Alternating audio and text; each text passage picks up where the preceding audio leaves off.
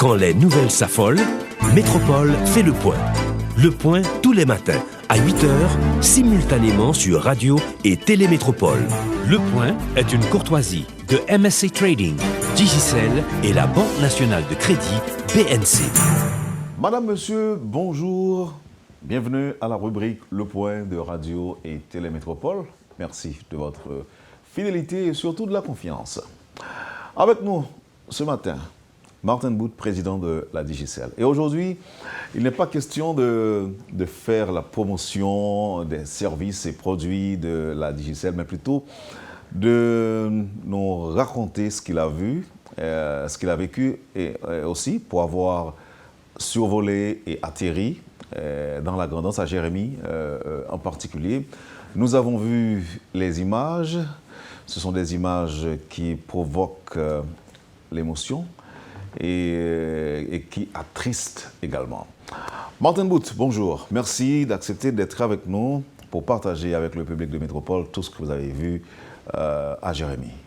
Bonjour Wendell, bonjour aux auditeurs et téléspectateurs de Métropole. C'est un honneur d'être là aujourd'hui et je pensais que c'était important de partager ce que j'ai vu parce qu'il n'y a pas encore eu beaucoup d'images et de feedback venant de la zone de la Grand'Anse. Bon, alors, l'un des problèmes majeurs, juste avant de nous parler de ce que vous avez vu, le problème de communication demeure. Et c'est ce qui a valu apparemment ce déplacement que vous avez effectué là-bas pour constater, pour voir ce qui s'est passé et même tenter d'apporter réponse aux problèmes de communication provoqués par le passage de l'ouragan. Qu'est-ce qui s'est passé? Les taux de la Digicel ont complètement cédé, apparemment, sont tombés? Non, pas du tout. Donc, ce que nous avions déjà les équipes sur place dans la Grand'Anse depuis avant l'ouragan. Dès que nous avons des alertes cycloniques, nous déplaçons des équipes dans les zones. Le problème que nous avons, c'est que les accès pour aller aux sites de transmission, c'est principalement les sites de transmission que nous devons atteindre d'abord, sont très compliqués. Les routes sont, dans beaucoup de cas, bloquées par des arbres qui sont tombés, des éboulements et autre chose. On a essayé hier d'accéder à certains sites en hélicoptère, mais malheureusement la météo ne nous permettait pas d'atterrir à tous les endroits qu'on avait besoin de faire. Donc là, nous avons des équipes en route à pied ou en moto et puis à pied qui vont rejoindre ces sites de transmission afin de commencer à réaligner les équipements.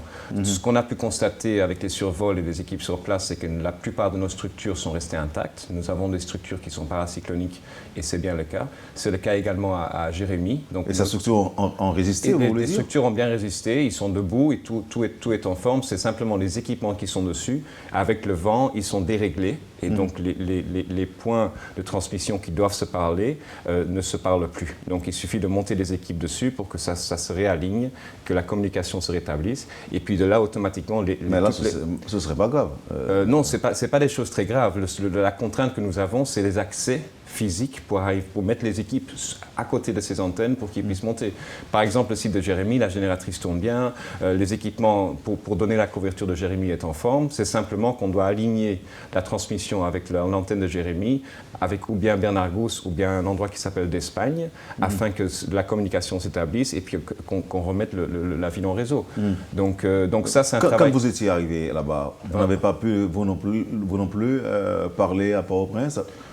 J'avais un téléphone satellitaire avec moi, donc les équipes techniques ont des téléphones satellitaires maintenant, donc on a des nouvelles d'eux régulièrement. Non, bien sûr, comme il n'y a pas de communication GSM proprement dit, j'ai pu seulement parler avec des téléphones satellitaires. Ok, maintenant... Juste pour finir sur ce point, donc on va terminer ces travaux-là. Les équipes sont en route, à pied, à moto, à dos d'âne. Qu'est-ce qu'on peut trouver comme moyen de locomotion? Donc on espère d'ici la fin de la journée avoir au moins Jérémie qui est remis en réseau et très probablement une grande partie de la Grand'Anse qui sera de nouveau connectée, qui va beaucoup aider et faciliter la communication et puis l'aide nécessaire dans la région. Alors on se pose certaines questions, par exemple... pourquoi les équipements ont mis du temps avant de céder. Il était 7 heures, je parlais personnellement à notre correspondant qui est basé à Jérémie. Il commençait à nous parler et à un certain moment, Ça s'est arrêté. Alors qu'on sait que le gros du cyclone était passé et les chocs, on les a reçus aux alentours, disons, entre minuit... Entre 2h du matin et 5h du matin, c'était le plus grave, effectivement. Donc il se peut qu'après, bon, il y a eu encore... Quand j'ai parlé hier avec les gens de Jérémie, en fait, avant-hier, ils sont restés toute la journée à la maison parce qu'il y a eu, on va dire, la queue de Mathieu qui est passée encore. Il y a eu quand même des rafales encore assez fortes, beaucoup de pluie. Donc il se peut que certains équipements avaient encore un tout petit alignement jusqu'à un certain moment et il suffit de très peu pour que ça se désaligne et que ça tombe. Donc ce qui nous a rassurés, c'est que nos structures sont intactes. Ça veut dire qu'on n'a pas des grosses œuvres à faire en termes de reconstruction de tours. Maintenant, c'est des techniciens qui doivent monter et c'est des ajustements qu'une fois sur place qui peuvent prendre quelques minutes ou quelques heures. Donc là, on est quand même rassuré qu'on a bien construit notre réseau et qu'on va pouvoir répondre rapidement. C'est vrai, images à l'appui, des vidéos à l'appui, on pourra mieux comprendre. Le public de Métropole, les téléspectateurs pourront voir et l'état des lieux, l'état de la situation à Jérémie. Mais dites-nous, de l'hélicoptère étant, qu'est-ce que vous avez vu? Mais ce qu'on voit, c'est que on va dire, la plupart des arbres sont tombés, donc, ou bien sur des maisons à côté. Toutes les maisons qui ont des toits en tôle ont perdu leur toit. La cathédrale également, l'église aussi, à Jérémie, sur la place principale. Donc tout bâtiment qui pourrait être affecté par le vent a été endommagé fortement. Donc qu'est-ce qu'on voit sur place? C'est les routes sont bloquées, les poteaux de liage sont tombés par terre. Les gens essaient, avec les moyens du bord, de reconstruire ou au moins se donner un abri en remettant les tôles cassées sur leur toit.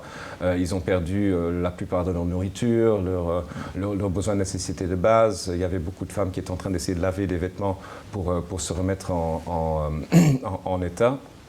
Je vois qu'on passe les images là, donc oui. Alors, les auditeurs ne vont rien voir, mais les téléspectateurs peuvent regarder avec nous.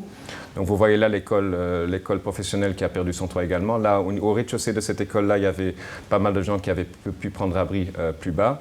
Beaucoup de maisons détruites, quasiment toutes les maisons en fait sont détruites sur place. Ce qui était, vous avez dit toutes les maisons? Quasiment toutes les maisons qui avaient des structures en bois ou en tôle. En termes de pourcentage, on dirait quoi? Je dirais en termes de pourcentage, 100% des maisons qui ont des structures en tôle ont quasiment perdu une partie ou tout leur toit. Endommagées ou détruites. Les maisons en béton sont généralement en forme et donc c'est surtout au niveau des petites structures qui n'est pas rassurant forcément pour le reste de la Grande Anse où il y a bien sûr beaucoup moins de constructions solides. Si vous connaissez un peu Damary, les Anglais, ces endroits-là, premièrement ils étaient plus exposés aux intempéries, mais en plus de ça, c'est des villages où il y a principalement des petites maisons avec des toits en tôle et qui donc vont être fortement endommagés. Donc là, ce sont des images de la ville de Jérémie qu'on a vues. Vous avez survolé également je vais tout à l'heure. J'ai survolé une partie de la campagne. Donc là, ce qui est le plus frappant, c'est que tout ce qui est arbres et végétation est couché ou fort abîmé. Les toitures sont inexistantes sur les toits. Tout à l'heure, cet après-midi, on va survoler les Anglais, Damary, les Anglais. On va essayer de survoler la côte pour voir un peu ce qui se passe là-bas. Mais on s'attend à ce que ça soit pire aussi parce que les villages sont bas, près de la mer, et que la montée des eaux aurait dû les affecter beaucoup plus de ce qu'on a vu à Jérémie. Alors on va demander à la régie de nous faire voir d'autres images. Question de nous faire une bien meilleure idée de la situation à Jérémie. Là, c'est quoi ça, cette image? Donc là, on voit des coulées, juste pour montrer la quantité d'eau qui a coulé. On voit que la mer est complètement brune parce que, bien sûr, les fleuves ont rapporté tout le sol venant de la terre. Et ça montre l'étendue. Ça, c'est la mer. Oui, ça, c'est au niveau de la mer. On voit comment c'est brun. Là, on voit de nouveau... Et là, ça, c'est la ville. La ville de Jérémie. Et comme vous remarquez, il manque, dans la plupart des cas, il manque les toitures. Vous voyez aussi dans les rues que les rues sont bloquées à cause des... Par contre, l'électricité, le bureau de l'EDH tient encore. Absolument. Oui. Et là, ce sont des arbres déracinés que l'on voit? Les arbres déracinés, les arbres tombés. Là, c'est la rue principale. Vous voyez, il y a encore les poteaux solides en tenue, mais il y a d'autres endroits où on était en train de dégager tous les poteaux afin de pouvoir permettre les accès du secours. Ce qui est rassurant, c'est que j'ai vu que les pompiers travaillent d'arrache-pied sur place, la police également. Ils ont des équipements qui sont sont neufs et en forme. Donc ils font un travail remarquable d'essayer de dégager la ville afin que les secours qui vont arriver puissent arriver. Et à partir de ce que je regarde là, Martin, on est en droit de dire que c'est une ville complètement sinistrée, pour ne pas dire détruite. La ville est très fortement abîmée. Maintenant, ce qui est rassurant, c'est que j'ai visité également l'hôpital à Jérémie. Il y avait une certaine quantité de blessés, mais il n'y a pas eu beaucoup de gens qui sont morts, heureusement. Le directeur de l'hôtel m'a parlé de trois morts depuis le passage du cyclone. Et on peut compter les blessés, disons, qui avaient besoin de soins en dizaines et donc pas en milliers et en centaines. Par contre, il m'a dit que pour le reste de la Grande-Anse, ils n'ont pas encore beaucoup de nouvelles, mais ils s'attendent malheureusement à ce que la situation soit plus compliquée, vu qu'il y a moins de structures solides, vu que aussi ils ont été plus touchés par la mer et par les marées qui montaient. Oh, ok, donc là, on peut parler en termes de bilan de 3 morts pour Jérémie. C'est ce que c'est en tout cas les gens qui sont morts à l'hôpital suite à des blessures qu'ils n'ont pas faites. Donc, ils n'avaient pas le détail de tous les morts qu'il y a eu dans la zone, parce que j'imagine aussi des gens qui étaient en bord de mer, il y en a qui se sont fait emporter. Bon, sans exagérer, au niveau des médias, on peut dire pour la ville de Jérémie, au moins 3 morts. Exactement. Et les blessés, on peut dire quoi? Toujours selon les sources hospitalières. Les blessés, on parle de peut-être une dizaine, un peu plus que ça. Mais de nouveau, j'ai vu le type de blessures qu'il y avait. C'est souvent à cause de tôles qui ont volé. Il y a eu une situation un peu plus triste. D'ailleurs, on a ramené la dame à Port-au-Prince. C'est ce que je voulais vous dire. J'ai vu une dame qu'on avait J'ai ramené la dame aussi à Port-au-Prince parce que malheureusement, il y a un arbre qui est tombé sur sa maison. Et donc, elle a perdu son enfant de 3 ans et également son mari. C'est cette dame-là C'est cette dame qu'on a ramenée, oui. Elle avait une fracture ouverte au bras. Mais là, vous êtes secouriste apparemment. J'ai vu sa tête. Je me suis un peu converti pour le voyage. Je pensais que c'était au moins notre devoir d'essayer de sauver la vie de cette dame. Donc elle a été amenée à Port-au-Prince dans notre hélicoptère et puis on l'a déposée à Bernard-Meuse où elle a reçu des soins hier soir.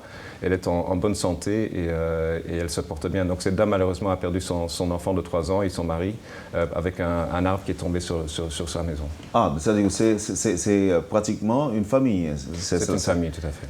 Qui est disons, frappée par le cyclone. Mais maintenant, vous avez dit que la femme est revenue. On a pu la ramener hier donc, en hélicoptère. Elle avait une fracture ouverte au bras et une fracture à la jambe et puis une blessure assez forte sur sa tête.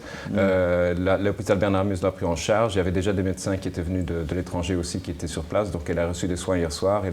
Sa condition est stable, elle est en forme. Maintenant... Excusez-moi, la plupart des cas ont été apparemment provoqués par le vent, par les rafales. Le vent et les rafales, donc les tôles qui volent, il y avait des coupures, des fractures, des choses comme ça. Maintenant, ils ne savaient pas forcément s'il y avait beaucoup de noyades parce que les gens, comme vous savez, malheureusement, on construit souvent en bord de mer en Haïti. Et donc c'est là qu'il y a eu le plus de dégâts aussi à Jérémie. C'est la question que j'allais vous poser en termes d'inondation. Parce que là, on a vu des images de Troyes emportées par les vents. On voit les eaux aussi, mais on ne sait pas si la ville a été envahie d'abord par la mer, inondée par les rivières. Et quelle est la situation? Donc la ville de Jérémie en particulier, bien sûr, quand il y a eu le passage de l'ouragan, la mer est fort montée. Les habitants m'ont parlé que les vagues passaient au-dessus des maisons qui étaient en bord de mer. Mais comme c'est une ville qui est en pente, pour une grande partie, lorsque le cyclone est parti, les eaux ont dégagé. Donc la ville en elle-même n'est pas inondée. Ce n'est pas le cas pour d'autres villes de la Grande-Anse et puis les villes du Sud qui sont en plaine, dans lesquelles non seulement la pluie, mais aussi les eaux qui montent restent sur place et sont fort affectées. On sait qu'entre les Cailles et Jérémie, il y a plusieurs ponts qui sont tombés et écrasés. Donc là, partout où il y a eu des passages de rivières, pour parler par nos infrastructures, c'est très fort probable que ces infrastructures sont abîmées. Et d'ailleurs, on a vu certaines images et on a pris certaines images aussi de ces infrastructures qui sont tombées. Donc ça va rendre les secours très difficiles. Les accès par la route sont compliqués. Vous savez que nos structures portuaires, dans les infrastructures portuaires dans la zone ne sont pas multiples, surtout entre Jérémie et les Cailles. Donc on va devoir être créatif de quelle façon on amène les secours et essayer essayer de trouver des palliatifs pour traverser les rivières à certains endroits pour amener les secours et les besoins d'urgence qu'ils vont avoir. Mais sur le terrain, comment les gens réagissent, comment les gens s'organisent pour survivre? Donc les gens, ils étaient remarquables.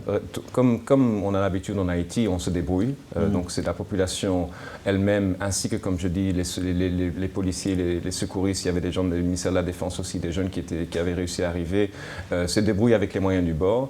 Donc la première préoccupation, c'est de remettre les toits sur leur maison. Donc les maisons qui étaient encore debout, qui quand même pour la plupart des cas étaient occupées à ramasser des tôles et trouver des tôles à droite à gauche, usées ou neuves, pour le peu qu'il y en avait, pour essayer d'avoir au moins un toit sur leur tête pour les prochains jours à venir, dégager les routes, couper les arbres. Donc là, à ce niveau-là, les gens se débrouillent et font ce qu'ils peuvent. Je pense que dans les prochaines heures et prochains jours, les besoins les plus urgents vont être ça, des matériaux de construction de base pour remettre en forme leur maison. Et puis très bientôt, la nourriture, les riz, les spaghettis, vraiment des besoins de base. Pas forcément médical, parce qu'il y a, comme je disais, il n'y a pas tellement de blessés et graves. Là, vous parlez pour Jérémy. Pour Jérémy, tout à fait, tout à fait. Mais même si on regardera d'autres endroits, ça va être les mêmes types de blessures, sauf que les structures hospitalières ne sont pas forcément là et suffisantes sur place. Mais indépendamment de ça, tout le monde a perdu ses récoltes, leurs arbres, leur bétail, s'il y en avait dehors, etc. Tout ça, ça va être le problème dans les prochaines semaines et les prochains mois. C'est que la région est fortement touchée à ce niveau. L'état de catastrophe, une véritable situation d'urgence à gérer à Jérémy aujourd'hui, pas demain, aujourd'hui. Non, tout à fait. Aujourd'hui, aussi vite que possible, même si la population se débrouille bien, tout le monde était solidaire, il y avait des gens qui s'entraidaient, j'ai vu ça dans beaucoup de cas.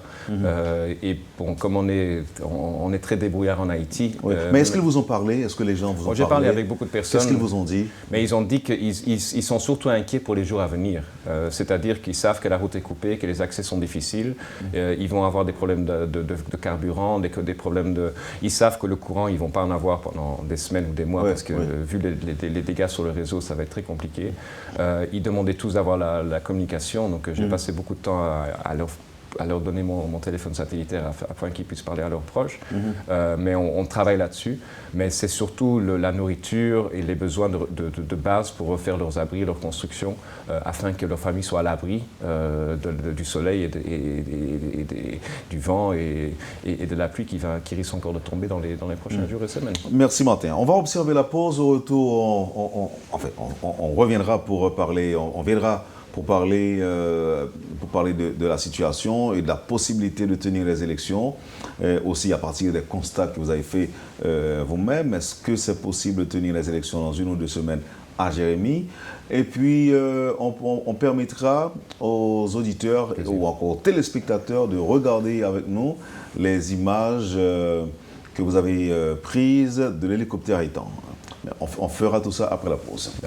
Vous suivez, madame, monsieur, la rubrique Le Point de Radio et Télémétropole. Notre invité ce matin, Martin Boud, président de la DGCEL. Et comme on l'a dit tantôt, il est là pour témoigner, pour nous parler de ce qu'il a vu dans la Grand'Anse, particulièrement à Jérémy. Merci de l'intérêt. On vous revient tout de suite après la pause. Le Point est une courtoisie de MSC Trading, DGCEL et la Banque nationale de crédit BNC.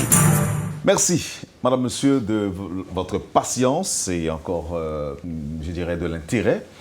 Je rappelle que vous suivez la rubrique Le Point de Radio et Télémétropole. Martin Boud est avec nous ce matin pour partager avec nous ce qu'il a vu et vécu à Jérémy hier.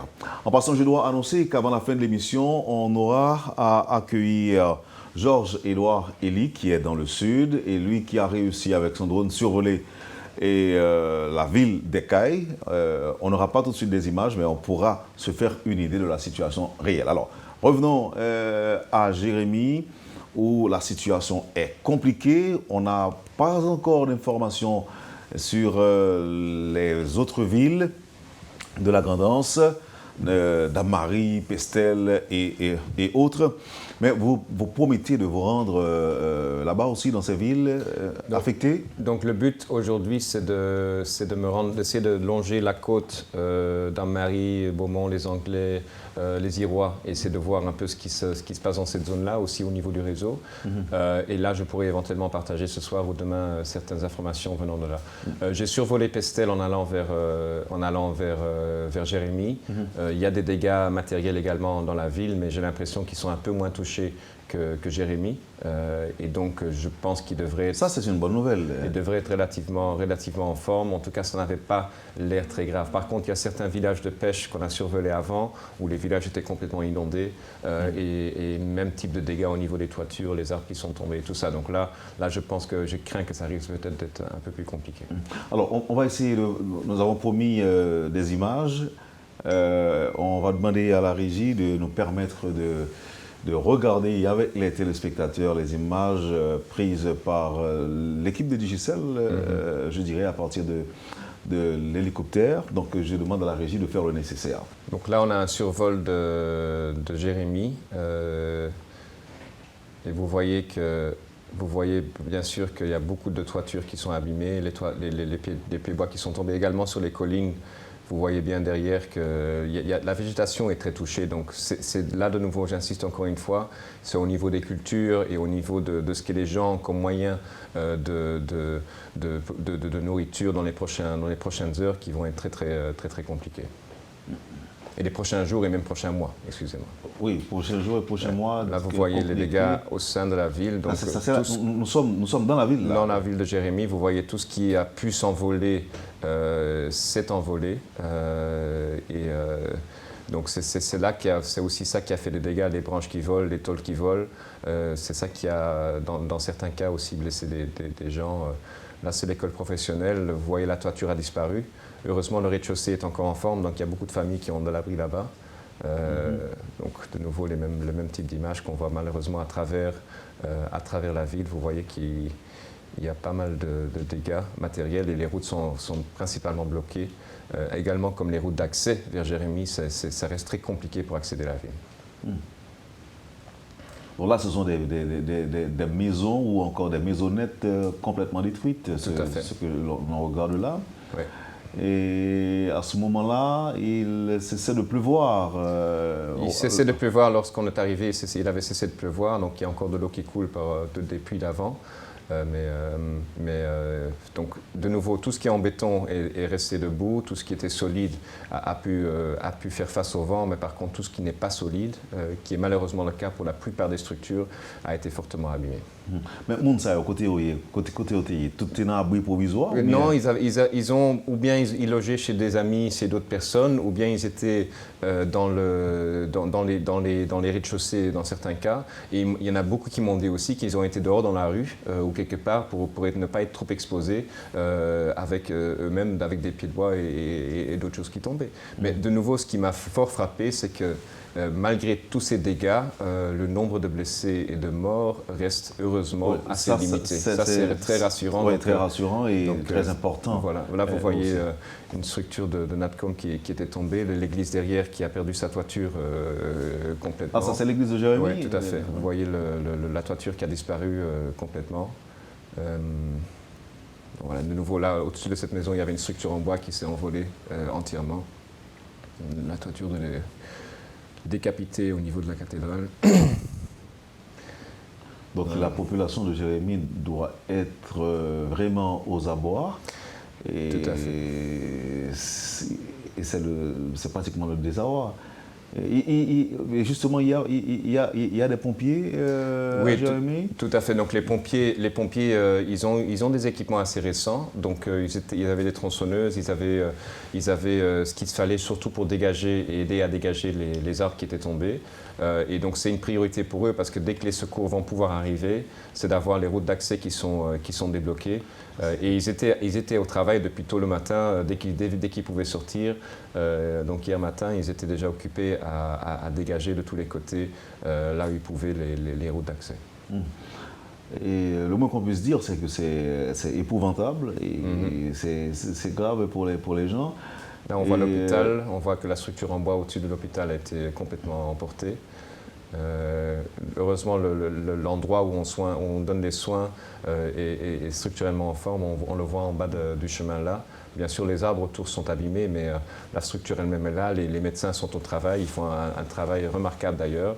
Il y a certaines personnes qui ont pu arriver de Port-au-Prince également, de la direction de la protection civile, également du ministère de la Défense. Donc il y avait pas mal de jeunes volontaires qui étaient sur place. Avec peu de moyens, ils ont vraiment fait un travail très très remarquable. Ah là, vous parlez des officiers des jeunes militaires. Donc ils sont à pied d'œuvre là-bas? Ils sont à pied d'œuvre. Ils avaient réussi à arriver par la route, mais ils ont réussi à arriver juste avant le passage du cyclone pour être sur place pour donner les premiers secours. Il y a une équipe qui a perdu leur voiture. Ils ont failli mourir parce qu'il y a un arbre qui est tombé sur leur voiture. Mais ils ont continué à pied et ils étaient là tous à aider et à œuvrer pour aider la population. Donc là aussi, c'est un travail remarquable de leur part. Je ne sais pas si vous connaissez en chiffres. Là, on pourrait estimer à combien les dégâts à Jérémie?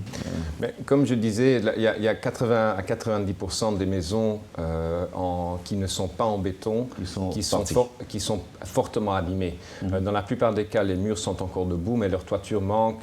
Les petites structures encore plus faibles ont été complètement emportées. Et si je compte en nombre d'arbres, 90% des arbres sont tombés ou partis. Donc là, en termes de nourriture et de besoins derrière à moyen terme, c'est ça qui va être, à mon avis, le plus grave problème dans la Grand'Anse. Et la reconstruction de Jérémie, c'est pas pour bientôt, non? Ça va prendre du temps, mais comme je dis, les gens se débrouillent, ils remettent des tôles, etc. Donc les abris de secours vont se remettre en route rapidement. C'est vraiment sur le moyen terme que l'activité économique de la Grand'Anse a été fortement touchée.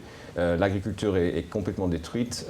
Les arbres qui restaient, tout ce qui a de moyens de subsistance pour la région a été fortement abîmé. C'est la même chose pour les pêcheurs. La plupart des pêcheurs qui vont être sur des villages de pêche dont on a parlé tout à l'heure, ils ont perdu leur bateau, ils ont perdu leurs moyens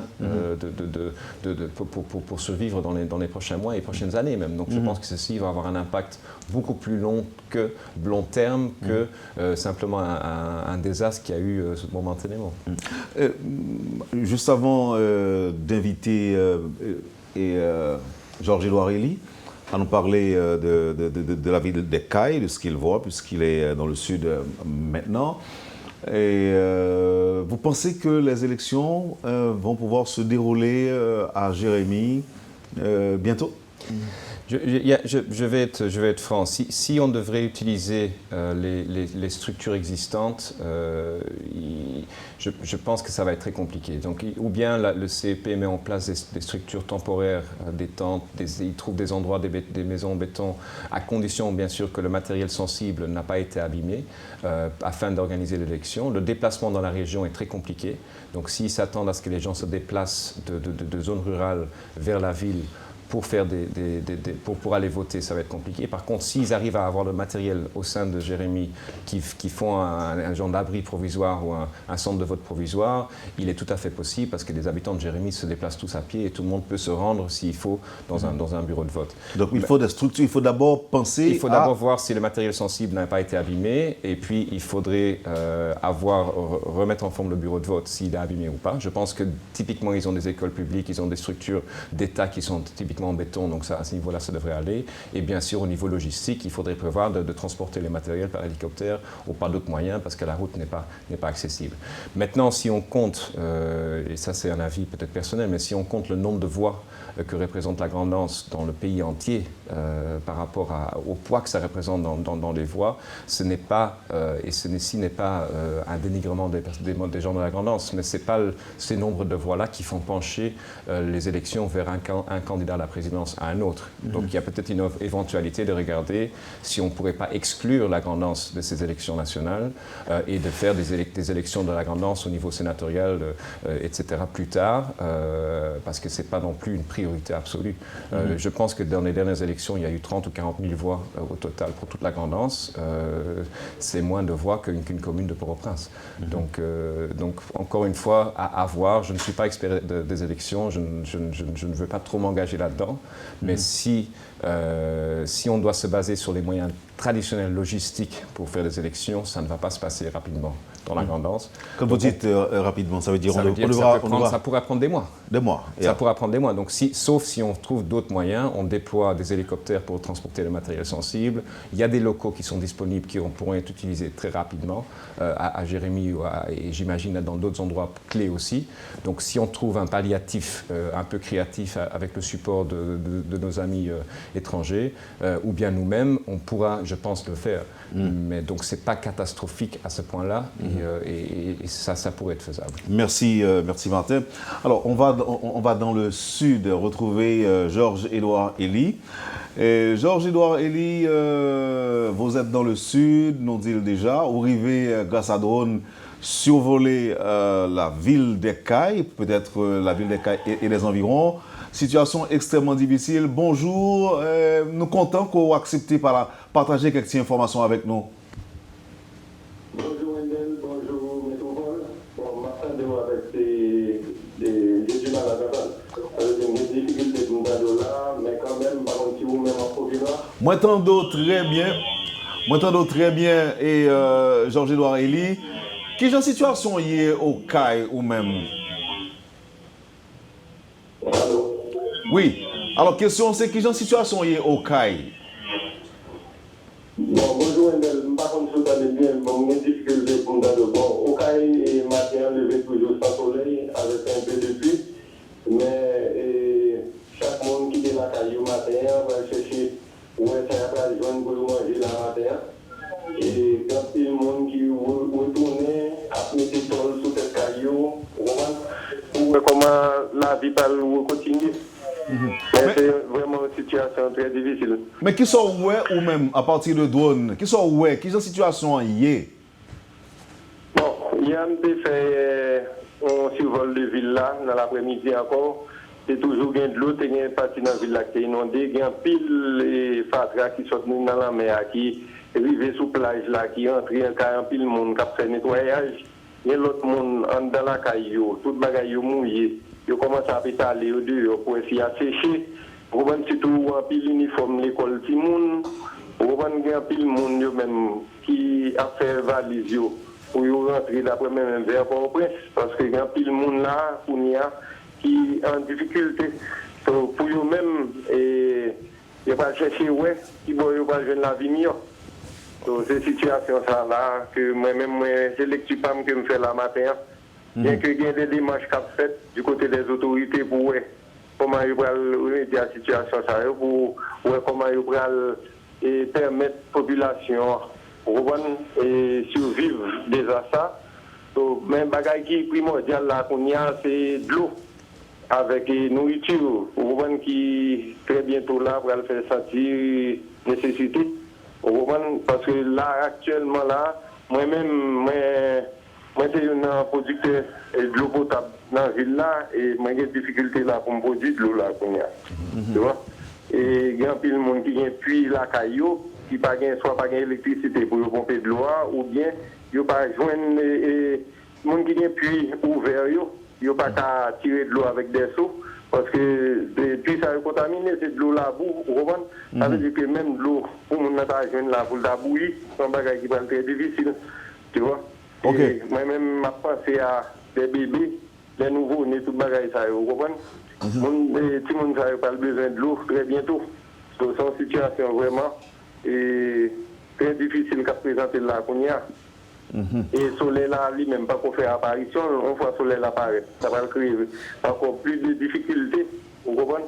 Parce que là, elle a un petit gens plus frais, tout le monde a vivre un petit gens frais, vous comprenez? Mais pour le soleil là, pour le taper là. Vous voyez, tout ça va créer d'autres problèmes. Dans les jours à venir, on va gagner. Et moi-même, de côté, par moi, ça m'a fait faire, c'est récolter le plus de photos et de vidéos que possible. Pour moi, si bientôt, l'homme joindre les signaux à travers les réseaux téléphoniques, si nous avons par métropole, pour ça, nous-mêmes, nous avons montré. Et monde Port-au-Prince ou à travers le monde dans quelle situation mon Okaï je dis. Oui. Et moi-même je dis là m'a parlé de Okaï mais nous avons une zone pour ça lui toute côte la net privé Ansbino dans Marie on m'a changé amis que Jérémy tout mais sûr que en difficulté tout C'est des bagages vraiment, mais ça expliquer au monde qui ça y est, sous ça vivre dans le moment qu'il passe, ou pas jamais comprendre l'impact que ça a gagné sur le vie au monde.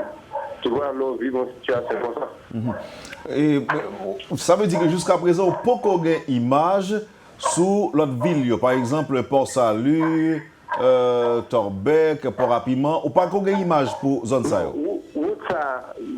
Jusqu'à hier, il était très difficile pour arriver à cause d'un pile qui bois qui était tombé dans la route là, il y a des pylônes électriques, des fils courants à gauche et à droite, tout comment l'accès n'était pas facile.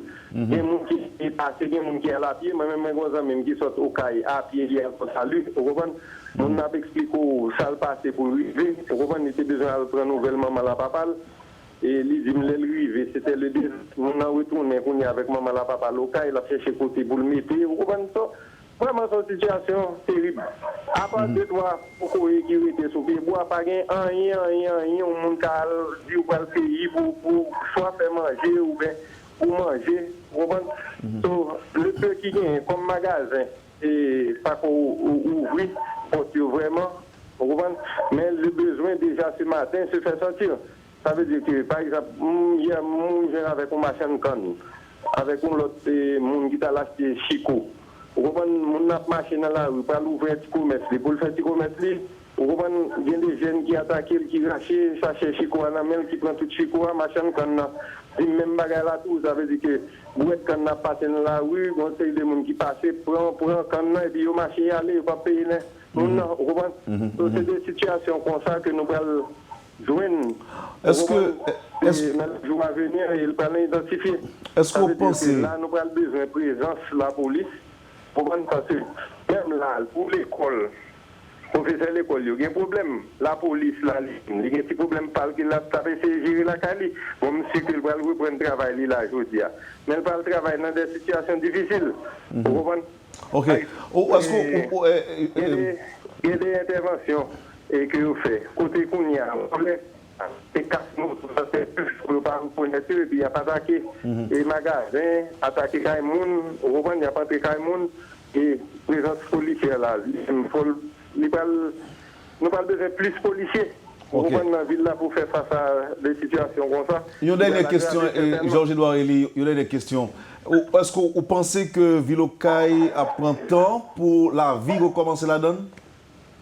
J'ai du mal à t'entendre, mais pas tant d'autres. Ok, est-ce que Ville-aux-Cailles prend temps pour la vie recommencer la donne, pour recommencer à fonctionner? Allô? Oui, il y a un problème pour recevoir. Alors, d'après me connaître, est-ce que Ville-aux-Cailles prend temps pour recommencer à fonctionner, pour la vie recommencer?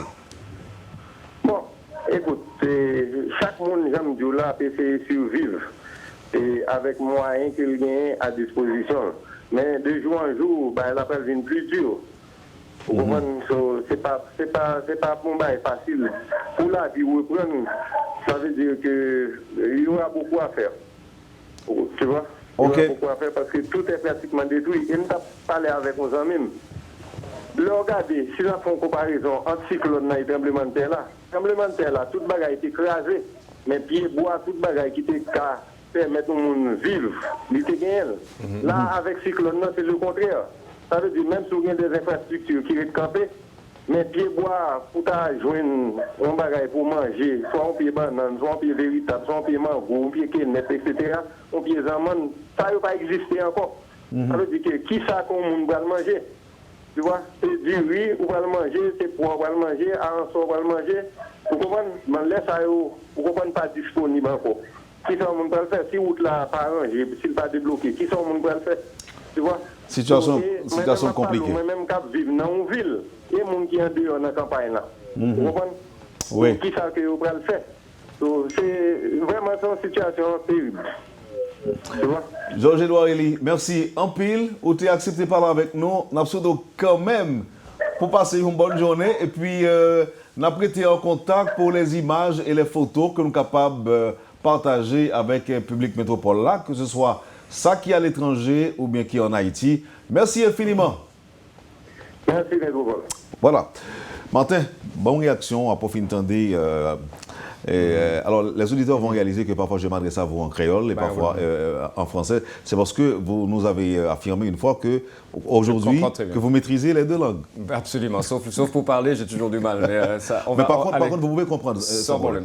OK. Alors, dites-nous, vous avez des commentaires après avoir appris, après avoir entendu ce qui s'est passé ou encore ce qui se passe actuellement au CAI?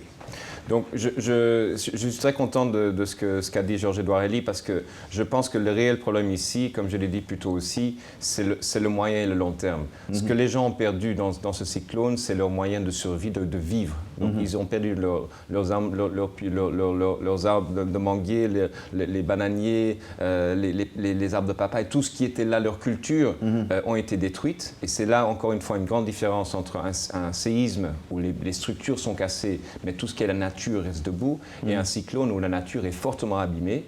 Et donc, je pourrais dire que 80 à 90% des cultures de la Grande Anse et une partie du Sud ont été complètement détruites.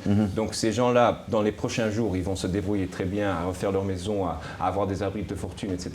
Mais c'est dans les moyens de subsistance derrière, également les pêcheurs. Mais ils n'ont rien à manger. Les pêcheurs ont perdu leur bateau, ont abîmé leur bateau. Heureusement, il y en a qui sont intelligents, qui ont pu les amarrer, les mettre sur terre, les mettre dans des endroits. Mais beaucoup de pêcheurs ont également perdu leurs moyens de locomotion et de pêche. Donc c'est dans les prochains jours et prochains mois, peut-être même un an et demi, le temps que tout repousse et que remonte. Et les pieds-bois, vous savez bien, ça ne monte pas en un an. Oui. Donc ça veut dire que c'est à ce niveau-là qu'on va devoir trouver des moyens pour aider le département et surtout d'aider au plus rapidement possible, d'avoir des accès routiers. Donc ça, c'est une grande priorité, je pense, pour le gouvernement et éventuellement nos amis de l'étranger, afin de reconstruire et d'avoir des infrastructures de fortune qui nous permettront d'amener de l'aide sur une période assez longue dans la région afin que les gens-là ne meurent pas de faim. Est-ce que vous pensez que aujourd'hui, là, par la supposée qu'il y a un mouvement, un vaste mouvement de solidarité concrète, et c'est pas des bails comme si dans le monde qui a dit après ramasser pour ouvrir bail et puis toi fait selfie pour montrer que bon bail sincère, un mouvement sincère pour que tu comment c'est fait qu'on est là. Je pense que ça commence. Il y a deux aspects. Un, ce qui manquait jusqu'à maintenant, c'est des vraies images de ce qui se passe sur place. Donc des gens comme M. Elie qui contribuent, moi-même et d'autres qui vont le faire. Je pense que ça c'est très important pour que les gens se rendent vraiment compte de l'étendue des dégâts. Hier, le gouvernement a survolé aussi, donc ils ont commencé à voir quel est le problème et on a tout de suite appelé un conseil des ministres spécial pour commencer à agir. Donc là, je pense que ça va aider. Maintenant, ce qui est malheureusement pas très positif pour nous aussi, c'est que le cyclone est en route vers les États-Unis. Là-bas, il y a une panique énorme par rapport à l'arrivée de ce cyclone, donc ils sont très focalisés sur leurs propres problèmes.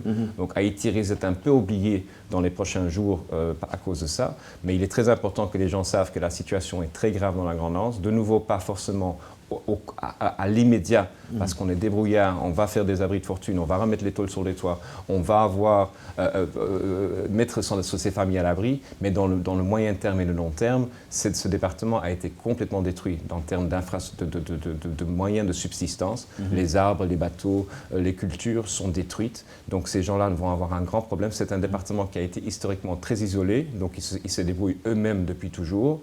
Maintenant, on va devoir les aider sur le moyen terme, donc avec de l'aide sur le long terme. Les gens vont avoir besoin de quoi se nourrir, absolument. De quoi se vêtir aussi. De replanter des cultures, peut-être c'est une opportunité aussi pour nous de relancer l'agriculture dans la Grande Anse, de relancer la pêche d'une façon constructive, mais à ce niveau-là, il faudrait aider. Et malheureusement, les organisations d'aide vont envoyer des avions de riz ou des bateaux, etc. Ça va aider et c'est très important. Oui, mais est-ce que la capacité n'est pas réduite quand même? Là, si on parle de cargaison par voie aérienne à envoyer il faudrait faire bateau et aérien, il faudrait le faire et puis très rapidement dégager les routes. J'espère qu'il n'y aura pas trop de pluie dans les prochaines semaines. Ça veut dire que les rivières ne seront pas en crue et on pourra faire des constructions de fortune afin de pouvoir commencer à faire traverser les routes. Après, on est aussi là débrouillard. Il suffit d'avoir un camion d'un côté et de l'autre. On a assez de mains et de bras. C'est ce qui ne nous manque pas en Haïti. On a beaucoup de mains, on a beaucoup de bras pour traverser les choses. Mais ça, c'est une priorité maintenant de faire ça et surtout de ne pas oublier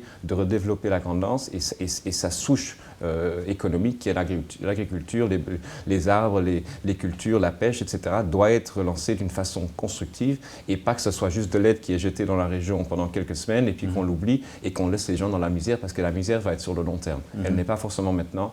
Là, tout le monde est principalement en forme, ils ont eu beaucoup de dégâts, mais il n'y a pas eu trop de dégâts quand même, c'est au niveau de leurs moyens de subsistance qu'on va devoir travailler. Et en fait, une fois vous nous quittez ici, vous allez encore vous rendre dans la Grande-Anse. Tout à fait. Et maintenant, vous mettrez le cap sur Damary, Pestel. Tout à fait. Pas Pestel, c'est plutôt vers l'autre côté de Jérémie. Donc Damary, les Anglais, etc. Je vais essayer de survoler ça et si moyen d'atterrir pour pouvoir avoir un constat de ce qui se passe sur place. Et après, on ne pense pas à se rendre dans le sud? Le sud, on a le réseau qui est rétabli presque complètement. On a des ingénieurs qui sont sur place. Je pense qu'il y a d'autres personnes comme M. Elie qui sont déjà là en train de faire le nécessaire. Moi-même, personnellement, je n'ai pas forcément besoin d'y aller.